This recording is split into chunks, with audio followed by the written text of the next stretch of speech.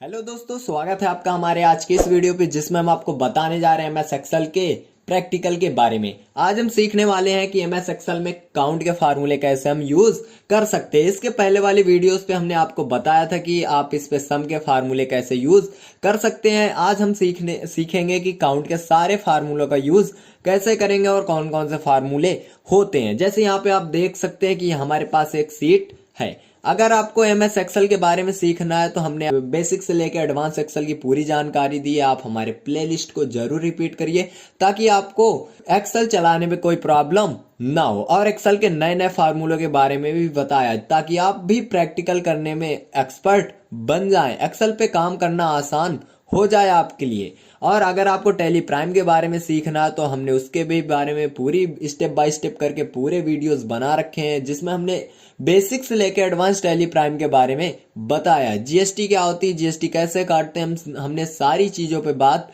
की है। और यहाँ तक कि हमने वैट के बारे में बताया है। अगर आपको ये नहीं पता है तो आप हमारे वीडियोस को जरूर देखिए और उससे जरूर कुछ सीखिए। अगर आपको उसमें हमने और भी कुछ बताया जिसमें हमने आपको प्रैक्टिकल वगैरह सारे बिल वगैरह काटने भी बताए हैं, सभी वाउचर्स पे एंट्री करना भी बताया। अगर आपको ये सारी चीजें की जानकारी चाहिए तो आप हमारे वीडियोस को जरूर देख सकते हैं। चलिए आइए आज सीखते हैं हम काउंट के फार्मूलों के बारे में कि हम सभी काउंट के फार्मूले कैसे यूज कर सकते हैं। जैसे यहाँ पे आप देख सकते हैं सबसे पहला हमारा काउंट का फार्मूला, उसके बाद काउंट इफ होता है, काउंटा होता है और काउंट इफ्स होता है, जैसे एक होता है काउंट ब्लैंक।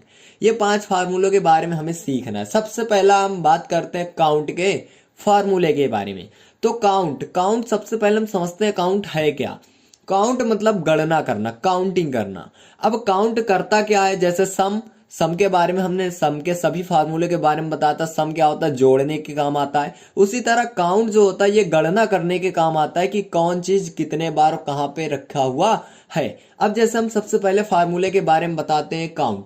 अब काउंट का क्या करता है, अब जैसे हमें यहाँ पे ये सीट आप देख सकते हैं, ऐसी सेम सीट आपको बना लेनी। अगर आपको कोई दूसरे तरीके की सीट बनानी तो आप बना सकते हैं। अब काम कैसे करते हैं फार्मूलों पे, तो देखिए कैसे काम होगा। सबसे पहले काउंट का फार्मूला। अब काउंट होता क्या है, काउंट गणना करता है। अब हमें जैसे करना क्या है, ये जहां जहां पे भी रेट रखा हुआ है हमें क्या करना, काउंट करना है कि कितने जगहों पे रेट है। तो हम इसके लिए क्या फार्मूला यूज करेंगे, काउंट फार्मूला यूज करेंगे। अब फार्मूला कैसे यूज करते हैं, सबसे पहले यहाँ पे लगाते इक्वल, इक्वल लिखने के बाद यहाँ पे लगाते हैं काउंट।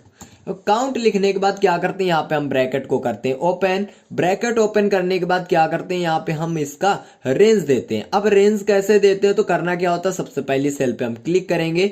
उसके बाद हम क्या करेंगे, इसको स्क्रॉल करते हुए लास्ट की सेल तक हम सेलेक्ट कर देंगे। इससे हम रेंज दे देते हैं। या इसका दूसरा तरीका होता है, यहाँ पे एक ऑपरेटर यूज किया जाता है जिसे हम कहते हैं रेफरेंस ऑपरेटर। अगर आपको एक्सेल के ऑपरेटर के बारे में नहीं पता तो हमने उसके थ्योरी के बारे में बताया कि ऑपरेटर कौन कौन से होते हैं और कौन से ऑपरेटर क्या काम करते हैं एमएस एक्सेल में। अगर आपको ये नहीं पता तो आप हमारे इसके पहले के वीडियो जरूर देखिए ताकि आपको भी ये सारी नॉलेज हो जाए। नेक्स्ट क्या करते हैं, हम ब्रैकेट को करते हैं क्लोज। ब्रैकेट क्लोज करने के बाद करते हैं इंटर। यहाँ पे आप देख सकते हैं, यहाँ पे शो कर रहा है 22, मतलब कि 22। ये बता रहा है कि 22 सेलों पे डाटा रखा हुआ है। अब हम काउंट करते हैं 22 सेलों पे डाटा है या नहीं, किसने हमसे झूठ ही बोल दिया। तो अब जैसे देखते हैं यहाँ पे क्या है, सीरियल नंबर 1।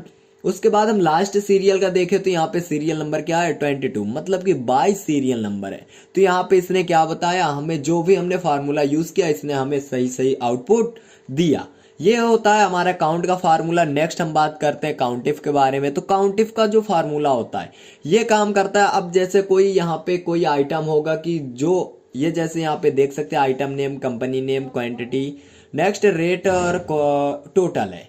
अब यहाँ पे होता क्या है, अब जैसे यहाँ पे कोई आइटम है कि वो कई बार रिपीट होते हैं, है ना। जैसे हम बात करते हैं सीपीयू की, तो सीपीयू और कहीं पे भी मिलेगा। जैसे एसएसडी की बात करें तो एसएसडी यहाँ पे भी है, यहाँ पे भी है ना।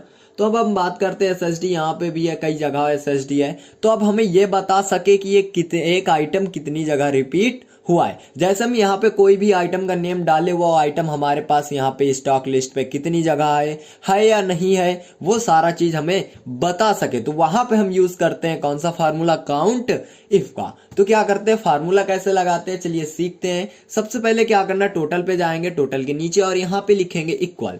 नेक्स्ट उसके बाद यहाँ पे लिखेंगे काउंट इफ। अब जैसे हमने यहाँ पे लिख दिया काउंट इफ, काउंट इफ लिखने के बाद यहाँ पे हम ब्रैकेट ओपन करेंगे। नेक्स्ट क्या करेंगे, अब यहाँ पे हमसे बोल रहा है रेंज देना है, उसके बाद कॉमा लगा के क्राइटेरिया देना है। अब रेंज हम कैसे देते हैं, तो रेंज देने के लिए क्या होता है कि अब हमें रेंज किसका देना है, सबसे पहले हम आइटम को रिपीट चेक करना चाहते हैं कि रिपीट हुआ है, कितने बार हुआ, नहीं हुआ, कोई बात नहीं। तो हम करते क्या, सबसे पहले हम जो क्राइटेरिया देते हैं, रेंज देते हैं, क्राइटेरिया नहीं रेंज, जो रेंज देते हैं हम क्या करते हैं, आइटम का जो नेम होता है, आइटम नेम का रेंज देते हैं, हमने दे दिया। नेक्स्ट उसके बाद कॉमा लगाएंगे, कॉमा लगाने के बाद यहाँ पे बोल रहा क्राइट एरिया। अब क्राइटेरिया पे हमें क्या देना है, क्राइटेरिया पे हमें देना जहां पे हमें कुछ सर्च करना, तो सर्च बॉक्स हमारा ये है, तो हमने दे दिया इसका सेल एड्रेस। नेक्स्ट क्या करेंगे, ब्रैकेट करेंगे क्लोज एंड कर देंगे इंटर। जैसे कि यहाँ पे आप देख सकते हैं, यहाँ पे क्या बोल रहा है, ये अभी टोटल 0 है, क्योंकि अभी यहाँ पे कोई नेम ही नहीं पड़ा है, नहीं पड़ा। जैसे हम यहाँ पे कोई नेम देते SSD दे दिया। अब SSD जैसे हमने दिया तो यहाँ पे बोल रहा है कि 3 जगह पे SSD खरीदा गया है। तो अब हम चेक करते हैं अपने लिस्ट पे 3 जगह है या नहीं। चलिए सबसे पहले यहाँ पे आप देख सकते हैं, ये एक SSD है जहाँ पे हमारा कर्सर है, दूसरी SSD ये है हमारी, और तीसरी नहीं, फर्स्ट ही थी ये, फर्स्ट सेकंड एंड थर्ड है, 3 जगह SSD। इसके ऊपर और कहीं पे SSD नहीं है। चलिए हम बात करते हैं CPU की, CPU कितने जगह पे खरीदा गया। जैसे हम यहाँ पे डालते हैं CPU, तो ये बोल रहा है CPU एक जगह है, सबसे पहला ही CPU है। क्या और कहीं पे भी CPU मिल रहा है, हमें नहीं मिल रहा है। यहाँ पे UPS है, CPU नहीं है। तो ये हमें क्या कर रहा है, काउंट करके बता रहा है कि कौन सा आइटम कितनी जगह पे रखा हुआ है। जैसे यहाँ पे हम डालते हैं कीबोर्ड या SMPS हम जैसे डालते हैं, हमने SMPS दिया तो यहाँ पे SMPS ये बोल रहा है 2 जगह है। अब यहाँ पे एक ये हो गया और एक SMPS हमारा ये हो गया। अब चलिए इसके नीचे भी हम चेक करते हैं कोई SMPS है या नहीं। यहाँ पे आप देख सकते हैं कोई SMPS, तीसरी जगह SMPS नहीं है। अब बात करते हैं हम नेक्स्ट फार्मूले की, तो नेक्स्ट फार्मूला होता है हमारा काउंट इफ्स। अब काउंट इफ्स का फार्मूला कैसे काम करता है या इसका यूज कहाँ पे करते हैं, तो अब इसका यूज किया जाता है जैसे अब हम कोई आइटम का नेम दे दें और उसके बाद हम कंपनी का नेम दे दें। अब हमें कंपनी से फिल्टरिंग करनी हो, जैसे अब हम चाहते हैं कि ये जैसे यहाँ पे SSD जो है, SSD किस कंपनी के, जेब्रॉनिक्स कंपनी के है। अब SSD जेब्रॉनिक्स कंपनी की कहाँ पे हमें ये देखना हो, तो हम क्या करेंगे, यहाँ पे हम काउंट इफ्स का फार्मूला यूज करेंगे, आइटम नेम देंगे और कंपनी नेम देंगे। फिर अगर ये है तो ये हमें टोटल करके बताएगा है कितने जगह पे है या नहीं है ना।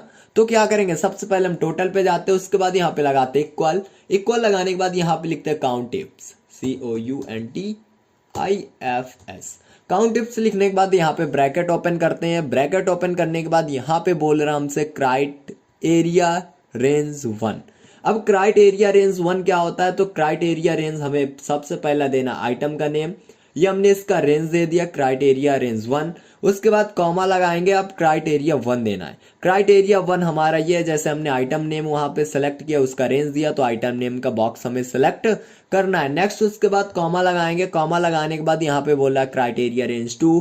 क्राइटेरिया रेंज 2 पे हमें क्या करना है, कंपनी का नेम सेलेक्ट कर देना, जैसे हमने कंपनी का नेम सेलेक्ट कर दिया। नेक्स्ट उसके बाद फिर से कॉमा लगाएंगे, कॉमा लगाने के बाद यहाँ पे क्या देंगे, यहाँ पे बोल रहा है क्राइटेरिया 2 देना है। अब क्राइटेरिया 2 क्या है, हमारा क्राइटेरिया 2 है ये सेल एड्रेस है। अब हमने इस सेल एड्रेस का एड्रेस दे दिया है ना, इसकी लोकेशन हमने दे दी। नेक्स्ट क्या करेंगे, ब्रैकेट को करेंगे क्लोज एंड जस्ट कर देंगे इंटर। जैसे यहाँ पे आप देख पा रहे हैं अभी क्या है, 0 है। क्यों, क्योंकि यहाँ पे कोई आइटम नेम भी नहीं है और कोई कंपनी का नेम भी नहीं है। अब जैसे हम यहाँ पे देते CPU दे दिया। अब हमने CPU दे दिया LG कंपनी के। क्या LG कंपनी के हमने CPU कहीं पे परचेज किए हैं? यहाँ पे CPU हमारे पास केवल एक स्थान पे, सबसे पहला ऑप्शन है CPU का, और ये जो CPU है किस कंपनी का, सैमसंग कंपनी का है। अब जैसे यहाँ पे हम देते हैं सैमसंग। अब जैसे हमने यहाँ पे सैमसंग दे दिया तो यहाँ पे आप देख सकते हैं सीपीयू हमारे पास सैमसंग कंपनी के कितनी जगह पे हैं, एक जगह पे परचेज किए गए थे, है ना। अगर आपको जोड़ना है तो आप ये सम का फार्मूला आप काम करेगा। हमने सम के फार्मूले पे बताया था कैसे हम दो आइटम का नेम देके और कंपनी का नेम देके उसका सम निकाल सकते कि कितने क्वांटिटी में परचेज किया गया, उसका टोटल कैसे हम निकालते, वो हमारा काम करता है सम का फार्मूला। लेकिन ये काउंट जो करता है काउंटिंग के लिए काम करता है। नेक्स्ट हम जैसे बात करते हैं यहाँ पे SSD के बारे में। SSD दे दिया, SSD हमने सैमसंग कंपनी की कहीं पे खरीदी, एक जगह परचेज किया सैमसंग की SSD। जैसे हम बात करते हो SSD यहाँ पे जेब्रॉनिक्स की है, उसके बाद एक SSD जो है ये सैमसंग कंपनी की है, एक जगह पे है। नेक्स्ट जेब्रॉनिक्स की जो हमारे पास SSD है दो जगह पे है। जैसे अब हम कंपनी नेम चेंज करते हैं, यहाँ पे डालते जेब्रॉनिक्स। जैसे हमने यहाँ पे दिया जेब्रॉनिक्स कंपनी SSD जेब्रॉनिक्स के हमने सर्च किया तो यहाँ पे हमसे ये बोल रहा है कि दो जगह पे हमने जेब्रॉनिक्स कंपनी के SSD परचेज किया था। आपको ये समझ में आया होगा। नेक्स्ट हम बात करते हैं अगले फार्मूले की। अगला फार्मूला हमारा होता है काउंटा। अब ये काउंटा कहाँ पे काम करता है? काउंटा काम करता है जैसे अभी तक ये काउंट काम करता था नंबर्स पे, उसी तरह ये काउंटा काम करता है हमारे कैरेक्टर्स पे, या यहाँ पे कोई भी स्पेस हो, किसी भी प्रकार का डाटा हो, नंबर को, न्यूमेरिक को, कोई भी कुछ भी डाटा हो किसी भी प्रकार का, तो ये काउंटा क्या करता है? काउंट कर लेता है। अब हम बात करते हैं काउंटा की, तो सबसे पहले यहाँ पे हमें क्या करना है? इक्वल लगाना है। उसके बाद यहाँ पे लिखते हैं काउंटा। काउंटा लिखने के बाद यहाँ पे ब्रैकेट ओपन करते हैं। ब्रैकेट ओपन करने के बाद क्या करते हैं? अब जैसे हम चाहते हैं कि हमें यहाँ पे आइटम नेम, जैसे सपोज दैट सीरियल नंबर नहीं दिए हुए हैं, हमें कह दिया जाए कि ये तुम्हें क्या करना, काउंट करना है कि कितने आइटम है, यहाँ पे कितनी सेलों पे आइटम रखे हुए हैं। हम क्या करेंगे? काउंटा वहां पे यूज करेंगे। कौन सा फार्मूला? काउंटा फार्मूला यूज किया जाता है वहां पे। अब जैसे हमने क्या किया, यहाँ पे काउंटा यूज किया, उसके बाद हमने दे दिया यहाँ पे नेम दे दिया, उसके बाद क्या करते हैं? ब्रैकेट क्लोज करते हैं एंड एंटर कर दिया।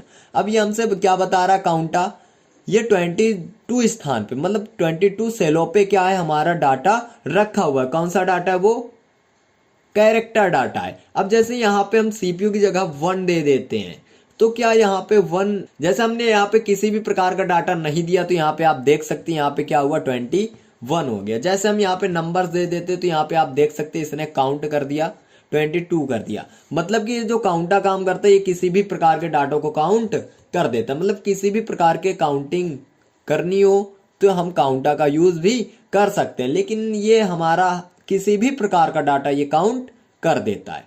नेक्स्ट इसके बाद हम बात करते हैं काउंट ब्लैंक की। तो काउंट ब्लैंक कहाँ पे काम करता है? तो काउंट ब्लैंक जो काम करते हैं ब्लैंक सेलों पे काम करता है। अब जैसे ब्लैंक सेल कैसी? तो जहां पे कोई डाटा नहीं होता तो ये क्या करता है? उन सेलों को काउंट करता है। कौन सा फार्मूला? Count blank. सबसे पहले हम यहाँ पे इक्वल लगाएंगे, उसके बाद लिखेंगे काउंट ब्लैंक।